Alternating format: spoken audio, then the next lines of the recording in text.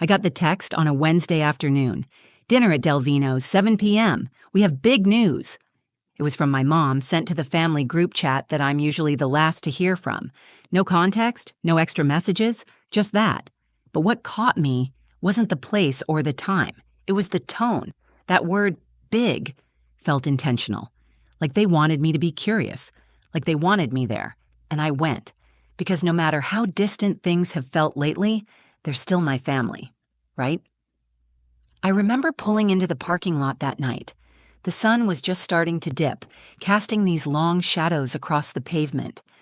I took a breath before stepping out of the car, adjusting the collar of my nurse's uniform. I hadn't had time to change. My shift had ended late, and I'd rushed over without even grabbing dinner. But part of me was excited. Maybe things were finally changing. Maybe this time I'd be part of something. As I walked into the restaurant, I could already hear the laughter. I turned the corner into the private dining room and froze. There they all were. My mom, Marlene, sipping wine and smiling like she was posing for a magazine cover. My dad, Gerald, arms crossed, nodding politely as he listened to Tessa. And Tessa, my younger sister, was glowing. Her hair freshly styled, makeup flawless, surrounded by everyone's attention as always. Even my grandfather Walter was there, sitting at the end of the table, quiet as usual but present. They were all there, except me. No one had saved me a seat, but that wasn't the first thing I noticed. My eyes landed on the oversized white banner stretched across the back wall. Congratulations to our real daughter. Big, bold letters, glittery, loud. It hit me like a slap. I stood there trying to make sense of it. No one looked shocked to see me. No one apologized. My mom raised her glass casually and said, "Oh good, you made it. We've already started." Tessa looked me up and down and smirked. Didn't have time to change? I nodded stiffly and forced a smile. Got off work late. There was a weird kind of silence after that. Not awkward, comfortable, for them. Like I was the guest, not the daughter. Like this wasn't for me at all. A waiter came by and slid a spare chair to the edge of the table for me. No one moved to make room. I sat there quietly, trying to shrink myself small enough to disappear. That's when my mother lifted her glass again. To Tessa, she said with a proud, dramatic smile, "Our real daughter. We finally have something to celebrate." Everyone clinked their glasses, except me. I stared down at the tablecloth, unsure if I'd misheard. Real daughter? Tessa laughed. Okay, I'll explain, she said like she was telling a joke. She leaned in with a gleam in her eye. I did one of those DNA kits. It turns out I'm not adopted. I'm actually your biological child. Mom and Dad thought they had me through surrogacy, but I'm theirs. Fully, completely theirs. People cheered like it was a gender reveal party. Gerald wiped away an emotional tear. My mom placed her hand over her heart. I blinked, trying to keep my voice steady. Wait, what does that mean about me? The table quieted for a second. Then Marlene gave the smallest shrug. Well, honey, you were part of the same process. It was complicated. We were young. Mistakes happen. Laughter rose again, louder this time. I sat there, suddenly cold in a room full of warmth I wasn't invited into. And just when I thought I couldn't feel smaller, the waiter came back. He walked over to me, not anyone else, and handed me a small sealed envelope. The owner asked me to give this to you, he said. Everyone at the table turned to look. I looked down at the envelope. My name was handwritten across the front, just my name. And in that moment, everything shifted. I wasn't born into this family, at least not in the way most people are, but growing up, no one ever said anything different. My parents, Marlene and Gerald, had always been distant, but they called me their daughter. They gave me their last name. I called them Mom and Dad. They fed me, clothed me, sent me to school. From the outside, we looked like any other middle-class American family. But inside our house, it always felt like something was missing, something I could never name out loud. Tessa, my younger sister, was everything they ever wanted. From the moment she could walk, she was the center of every conversation, every holiday, every picture frame on the wall. She was their golden girl, blonde curls, pageant smile, straight A's with half the effort. And me? I was the one who remembered to take out the trash, the one who sat in the back seat during vacations so Tessa could have the window, the one who always made her own birthday cake because Mom ran out of time. I don't remember the last time either of them told me they were proud of me. Not when I got into nursing school. Not when I stayed up 36 hours during the COVID crisis. Not even when I paid off my student loans by working double shifts every weekend. But I didn't complain. I thought maybe that was just how families worked. Maybe love didn't always look like hugs or applause. Maybe being the responsible one meant you didn't get a spotlight. And despite all the little cracks, I stayed close. I called on birthdays. I offered rides to the airport. I showed up to Christmas with gifts even when no one thought to get me one. I never missed a dinner invite because deep down I kept hoping this time would be different. That's why when the group text came in about the dinner at Delvino's, I told myself, maybe they're finally going to see me. Maybe the big news was about something we could all share. Maybe, just maybe, I'd finally be part of the celebration, not just a spectator. I was tired that day, physically and emotionally. 12 hours on the hospital floor, 2 codes called, 1 patient I couldn't save. But I didn't cancel. I didn't want to be the one who bailed. I'd gotten used to being the one who showed up, even when it hurt. I remember putting on a bit of lipstick in my car mirror, trying to pull myself together. I told myself, don't overthink it. Go in. Smile. Maybe this time will be different. But nothing could have prepared me for that moment, that banner, that sentence. Congrats to our REAL daughter. It wasn't just a party, it was a statement, a line drawn in glitter between who belonged and who didn't. And the way they looked at me when I asked, what does that mean about me? Like I was the one making things uncomfortable, like I was overreacting to something they thought was a harmless joke. It told me everything I needed to know. Still, I didn't leave. Not right away. I stayed in that chair with my hands in my lap and my heart beating out of rhythm. I waited for someone, anyone, to notice the pain on my face, to ask if I was okay. No one did. And then the envelope came. The waiter placed it down gently, respectfully, like it was something sacred. The outside was simple, just my name in black ink, Alina. I hadn't seen my name written like that in years, not in handwriting, not like it mattered. And that's when I knew. This wasn't part of their plan. This wasn't something they arranged. This was something different. Someone had known I'd need this moment, that I'd need the truth. And somehow, they'd made sure it found me. My hands were shaking as I picked it up. I didn't know it yet, but what was inside that envelope was going to flip everything I thought I knew upside down. Not just about that dinner, about my entire life. I didn't open the envelope right away. I held it in my hands like it was something fragile, something that could either save me or destroy me. The paper was thick, almost old-fashioned, and the handwriting was sharp and deliberate. Someone had taken their time. Someone had wanted this to reach me, and I didn't know if that terrified me or gave me hope, but I couldn't open it. Not there. Not while I was still surrounded by people who were pretending I didn't exist. I slipped it into my coat pocket and looked up. The conversation had moved on without me. Tessa was now talking about her DNA test like it was the climax of a rom-com. I honestly just did it for fun, she said, swirling her wine. But when I got the results, I was shocked. Apparently, I'm 100% biological. No donor, no mix-up, just me, the real deal. Everyone laughed again. Even Grandpa Walter gave a polite nod, though I noticed he wasn't laughing with his eyes. I finally found my voice and asked quietly, "So, what does that mean about me?" For a second, no one said anything. My dad looked toward the wall like he was trying to remember a dentist appointment. My mom shifted in her seat and gave this small, rehearsed smile. "Well," she said, "we used 2 embryos. Back then, the clinic didn't tell you much. We didn't ask too many questions." Tessa interrupted. "Basically, it was a mix-up. I'm theirs. Alina, you might be someone else's." She said it with a laugh, like she was saying I'd ordered the wrong Starbucks drink. Everyone chuckled along, except me. I wanted to leave. I wanted to scream.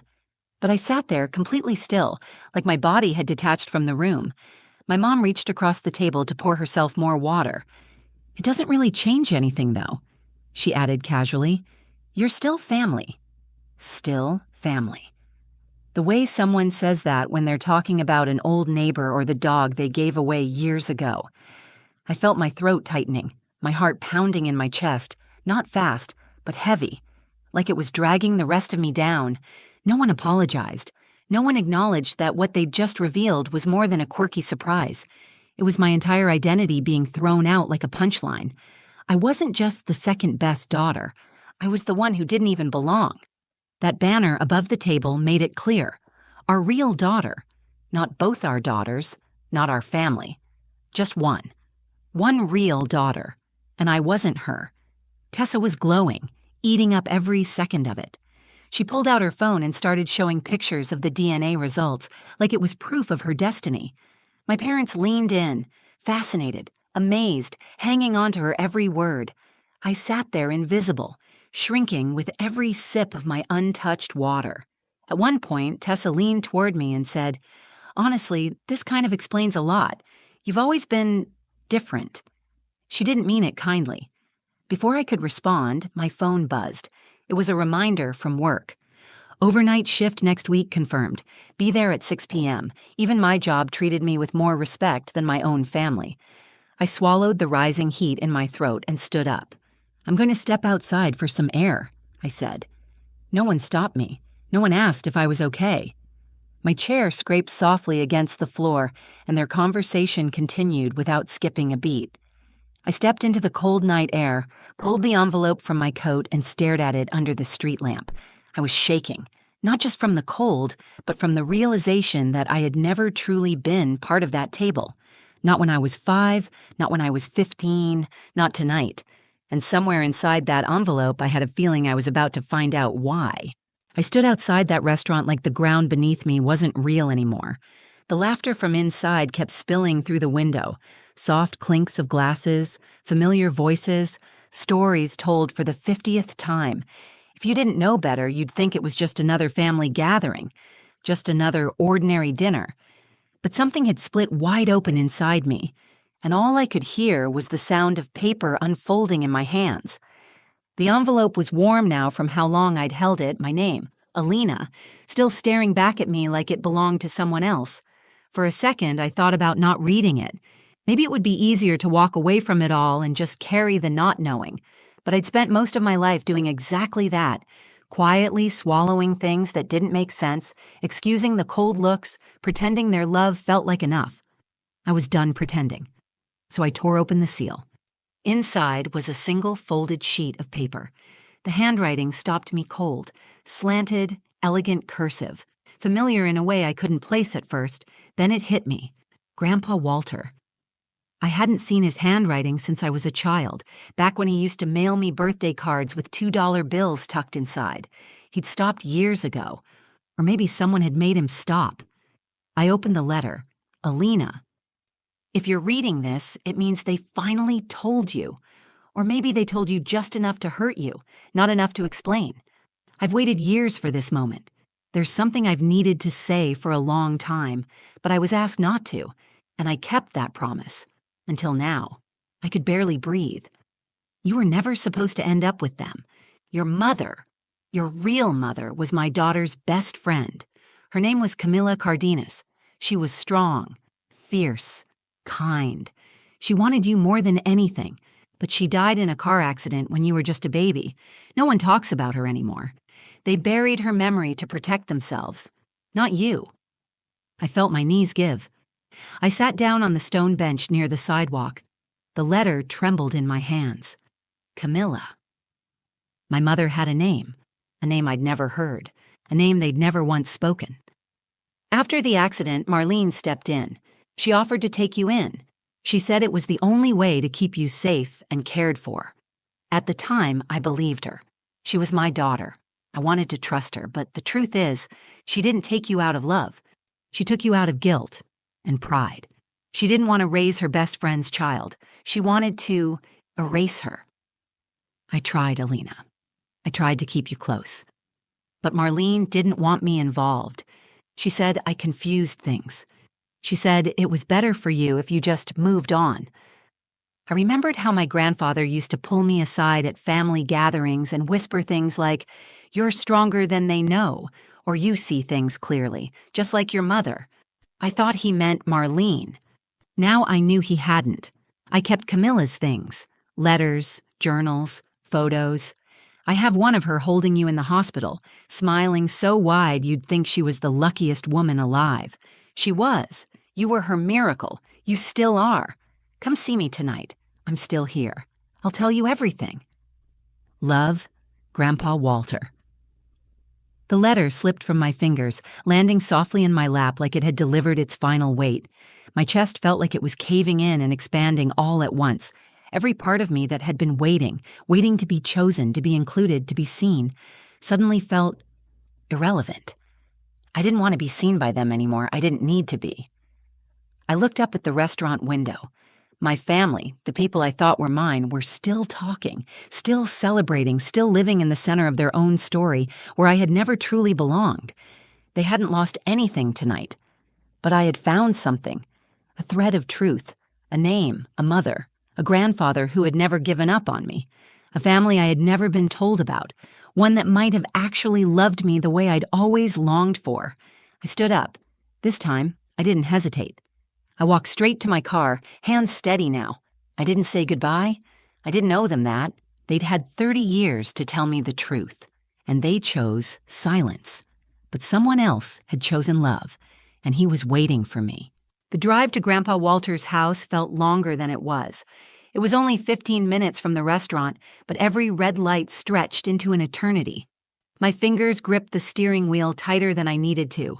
My thoughts raced faster than my heart. I was shaking, not from fear, but from the overwhelming pull of something I had never felt before. Truth. I didn't know what I'd find when I got there. I just knew I had to go. When I pulled into the driveway, his porch light was already on. He was sitting on the swing, exactly like he had when I was little. Back then, I'd climb onto the seat beside him and ask questions about everything. I'd thought of him as the only adult who really listened to me. Now I knew why. He stood up slowly when he saw me. No words at first. He just opened his arms, and I walked into them like I was coming home. He held me longer than I expected, longer than anyone had in years. When he pulled back, his eyes were glassy, but his voice was steady. "I'm so sorry you had to find out like that." I nodded, too choked up to answer. He led me inside, and everything smelled like cedarwood and old memories. The living room hadn't changed in decades. The same crocheted blankets, the same vintage lamp with a leaning shade.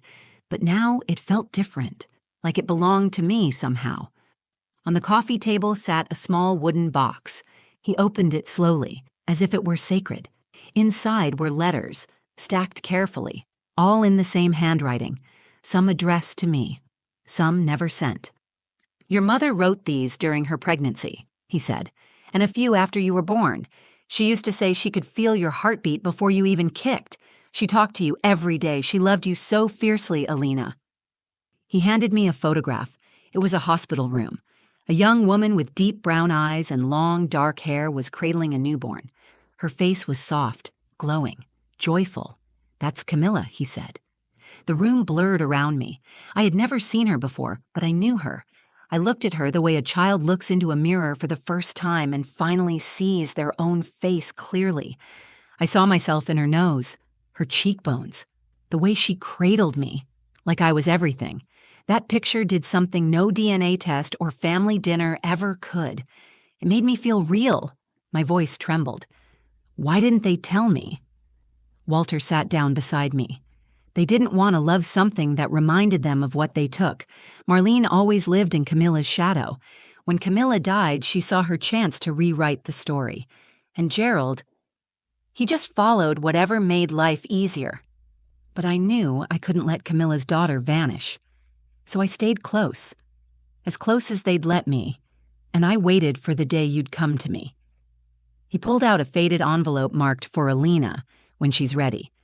It was my mother's handwriting. I opened it slowly, hands shaking, heart wide open. "My dearest Alina, if you're reading this, it means I couldn't stay long enough to raise you, and I'm so sorry for that, but I need you to know something no one else can ever take away. You were wanted. You were chosen. You were loved. If they tried to make you feel small, It's because they were afraid of how big your heart could be. Don't let them dim your light. You are mine, and I am yours. Always. Mom tears spilled freely. Not out of grief, but out of recognition. For the first time in my life, I wasn't questioning if I mattered. I knew I did, and I knew who I was. I wasn't the leftover daughter. I wasn't a burden. I wasn't the girl who had to earn her place at the table. I was Camila Cardenas's daughter. Loved, fought for, chosen. I looked at Grandpa Walter and smiled through tears. I want to know everything. He smiled back. Then let's begin. I stayed at Grandpa Walter's that night. We talked until nearly 3 a.m. He showed me more letters, more photos, pieces of a life I'd been living on the edge of without ever knowing it. I learned that my mother, Camilla, had been a music teacher. She used to sing to me every night while I was still in her belly. She called me Lena Bug in her journal entries. She'd planned to raise me on her own. She was scared but proud, brave. Every sentence I read felt like oxygen after years of breathing through a straw. By morning, I'd made my decision. I wasn't going back to that house. Not to Marlene's sideways smiles or Gerald's polite detachment. Not to Tessa's mocking tone. Not to that dining room table where love was served with conditions. I wasn't angry. Not anymore. I was done waiting for them to change. Done trying to fit into a space that was never built for me. Instead, I chose myself. A few days later, I filed a petition to legally change my name, Alina Cardenas. The first time I said it aloud at the courthouse, I felt something settle inside me, like a puzzle piece finally clicking into place. My real name, my mother's name, my truth. I moved into Walter's guest room temporarily. The walls are covered with photos of Camilla and her students, her violin hanging by the door. I've picked up a few of her songs, soft lullabies I play on a keyboard I bought for the house. Music feels like a language we've been speaking across time. And in the middle of it all, I kept working. Nursing doesn't stop even when your world shatters and rebuilds itself. But I work differently now. I smile more. I listen closer. I've started mentoring new students. I carry a picture of Camila in my badge holder, not because I need others to see it, but because I finally want to see her with me. I don't talk to Marlene or Gerald anymore. Not out of spite, but out of self-respect. Tessa sent a few messages. One said, "I didn't know it would hurt you like that." I never responded. Letting them back in would be like handing them a hammer after I've spent months gluing myself back together, and I'm done being broken for the comfort of others. What I've learned is this: family isn't something you're born into. It's something you build. It's who shows up when everything else falls apart. It's who tells the truth when it's hard. It's who leaves the light on and waits for you to come home, even when everyone else has forgotten you exist. I thought I was nobody for so long, but I was somebody's miracle. I was loved by a mother who never got to watch me grow, but gave me everything she had while she could.